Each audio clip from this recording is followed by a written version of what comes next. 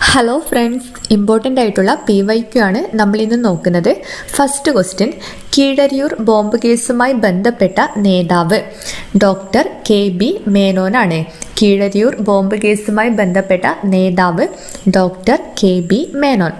ചട്ടമ്പിസ്വാമിയുടെ പ്രധാന കൃതി പ്രാചീന മലയാളമാണ്. പ്രാചീന മലയാളം എന്ന കൃതി ചട്ടമ്പിസ്വാമിയുടേതാണ്. കുണ്ടറ വിളംബരം നടത്തിയ വർഷം 1809. കുണ്ടറ വിളംബരം 1809. കല്ലുമാല സമരം നയിച്ചത് അയ്യങ്കാളിയാണ്. കല്ലുമാല സമരം നയിച്ചത് അയ്യങ്കാളി. മലബാർ പ്രദേശം ബ്രിട്ടീഷുകാർക്ക് ലഭിച്ചത് ഏത് ഉടമ്പടി പ്രകാരമായിരുന്നു?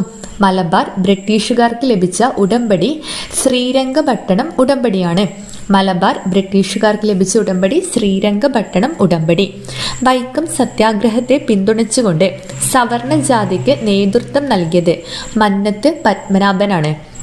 വൈക്കം സത്യാഗ്രഹത്തെ പിന്തുണച്ചുകൊണ്ട് സവർണ ജാതിക്ക് നേതൃത്വം നൽകിയത് മന്നത്ത് പത്മനാഭൻ.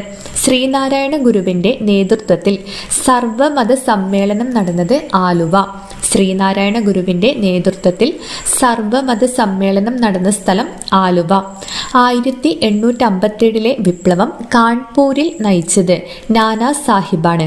1857 വിപ്ലവം കാൺപൂരിൽ നയിച്ചത് നാനാ സാഹിബ്. ജാലിയൻ വാലാബാഗ് കൂട്ടക്കൊലയെക്കുറിച്ച് അന്വേഷിക്കാൻ നിയമിച്ച കമ്മീഷൻ ഹണ്ടർ കമ്മീഷനെയാണ്. ജാലിയൻ വാലാബാഗ് കൂട്ടക്കൊലയെക്കുറിച്ച് അന്വേഷിക്കാൻ നിയമിച്ച commission Hunter committee. Thank you.